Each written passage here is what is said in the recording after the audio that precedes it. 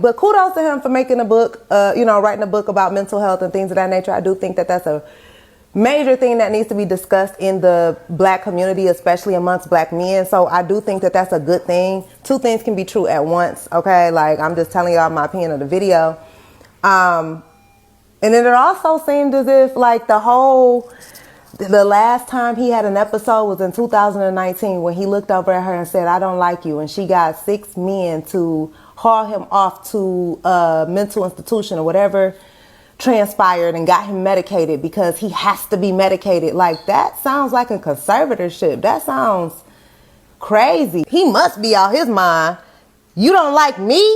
Oh, hell no. Get these, you know what I'm saying? Like, that was weird. Hey guys, welcome to Human Scars. Please like, share, and subscribe for more videos. Breakfast Club interview was kind of, I don't know, like, I started out thinking that KeishaKa'oir was a victim, like, no lie, not, whatever people do in their marriages to make their marriages work, more power to them. I don't want to, whatever, but somebody asked me my opinion. I started off thinking like, dang, it seemed crazy, like the things that she was enduring, but then as the interview went on, glad I stayed, it made me realize that Guccimane seems like he's in some form of a conservatorship. Now, don't get me wrong. It was like, yeah, she is helping him, but it just appears to be extremely controlling. Like, he couldn't even speak for himself without her interjecting and answering the question on his behalf, like he's not sitting there. It's like she wants him medicated so that she can maintain control. Now, this is just my initial thoughts, y'all. This is just conversation, okay? Coffee table talk. This is not anything that's factual, but I'm just giving my observation. The way that she spoke was very, kind of made me a little uncomfortable. No, he can't do this. No, he doesn't need to do that. No, I'm the power of attorney. I'm scared of sister. I don't know how to say this, but it's kind of giving a root. Sorry, I don't know. Like, he seems like he can't even think for himself. Now, is it in his best interest? Maybe, possibly. I don't know. But it does appear that he's a little robotic. But kudos to him for making a book, writing a book about mental health and things of that nature. I do think that that's a major thing that needs to be discussed in the black community, especially amongst black men. So I do think that that's a good thing. Two things can be true at once, okay? Like, I'm just telling y'all my opinion of the video. And then it also seemed as if, like, the last time he had an episode was in 2019 when he looked over at her and said, "I don't like you." And she got 6 men to haul him off to a mental institution or whatever transpired and got him medicated because he has to be medicated. Like, that sounds like a conservatorship. That sounds crazy. I don't know. Now, again, maybe it was in his best interest. I'm not a medical professional, but a man saying, "I don't like you," and then you say, "Oh, get this man to a mental institution. He must be out his rabbit ass mind." I'm sorry. It's not a joking matter. I'm sorry. But it just seemed like the way she was speaking about it, that's kind of how it went. He must be out his mind. You don't like me? Oh, hell no. Get these, you know what I'm saying? Like, that was weird. I would like to know less about people. I had a very hard time watching it. Why? Because KeishaKa'oir's face was just making me upset. I just could not for the life of me understand how somebody who was so naturally pretty would play with their face to the point that it's scary. Like, it was literally scary watching her face. They saying that Guccimane is schizo. I don't know. She may need to go talk to somebody too, because there seems to be some type of mental illness that she may be dealing with when it comes to this plastic surgery. Now, when it comes to Guccimane being schizo, I'm not a doctor. I don't have the credentials to say what he is or is not. Just like most of y'all don't have it either. They said he went to go see a therapist. If the therapist said he was, I ain't got more credibility than the therapist to tell you that it ain't what it is. But just listening to her describe how he's treating her and stuff, it really was just sounding like he don't like you, sis.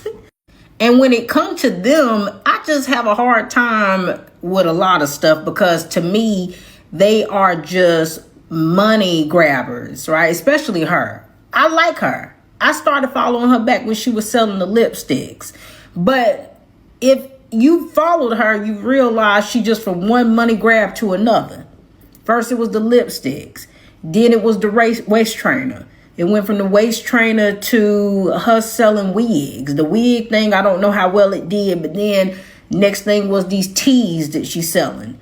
So like she's constantly looking for a money grab and something new to make some money. So him having a book really just kind of gave me another money grab. When you look at the lifestyle that they show to us on social media, the mansions, the cars, the designer, the jewelry, that's expensive. That's an expensive lifestyle to upkeep. So you're going to constantly have to find ways to bring in money when you live in that type of lifestyle. And I mean, it's only so many times he can go on tour and keep doing the same songs from back in the day. She done been through business after business after business, and I don't even know how lucrative these businesses are at this point. So for me, I just feel like this book is just another business endeavor for them. Whether he is or is not schizo, I feel like they just trying to make money off of it, regardless. Like I said, I ain't no doctor to say what he is or ain't.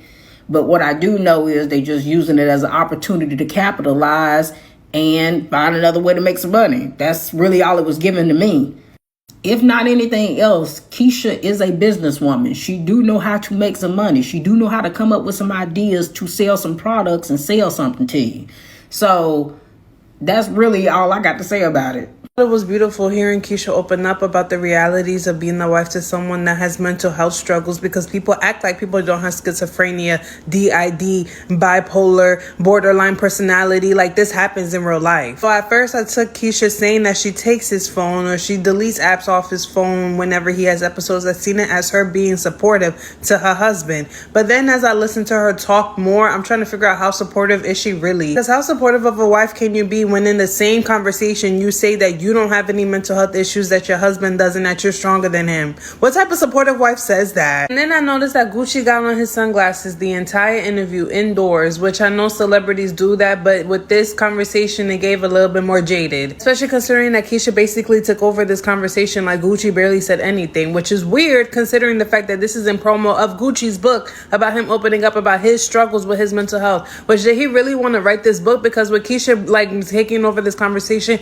it kind of gave that he didn't. The interview kind of gave that the book was Keisha's idea and not Gucci's, considering his lack of involvement in the conversation. And then the fact that after this interview airs, now Keisha's offering $525 mental health consulting sessions on her website when she don't got no license, she don't got no credentials for that. It gives that the support that she's giving her husband is not because she genuinely loves her husband, it's because she sees it as an opportunity for her to do things like this, charging people over $500 for a mental health consulting session. What, girl? I'm seeing people saying that the way she's writing for Gucci is the same way that Kim should have wrote for Kanye and that Kim gave up on Kanye. And no, if your spouse is declining in one aspect, it is your job to help your spouse through thick and thin, and that includes your mental health. But at the same time, it is not a woman's job to make sure that a man's mental health is okay when he has the resources to do so. Kim had her 4 kids that she had to take care of because Kanye wasn't doing it. She had her own business ventures, her own mental health that she had to deal with. Not everyone wants to micromanage a man like this. Or some people may micromanage their partner like this for some time, but then eventually want to put their peace first. And there's nothing wrong with that, because this is a lot. Or at the very least, they will stop having kids with him, because when he said that he doesn't want to be around his kids when he's having episodes, I understand that. But why keep on having kids then? Like, why do you have a 4-year-old if that's the case? And it's like, good on Keisha for being her spouse's helpmate and helping him through his mental health struggles despite their tumultuous past. But at the same time, stuff like this make it not genuine. Stuff like this makes it all look like a money grab. And considering the fact that we're talking about mental health right now, I hope that's not the case, Keisha. Nobody say, bro, KeishaKa'oir is most definitely Guccimane's handler. Most definitely. Thank you guys so much for watching. Don't forget to like, share, and subscribe. Also, leave me a comment. Let me know your reaction. See you on the next one.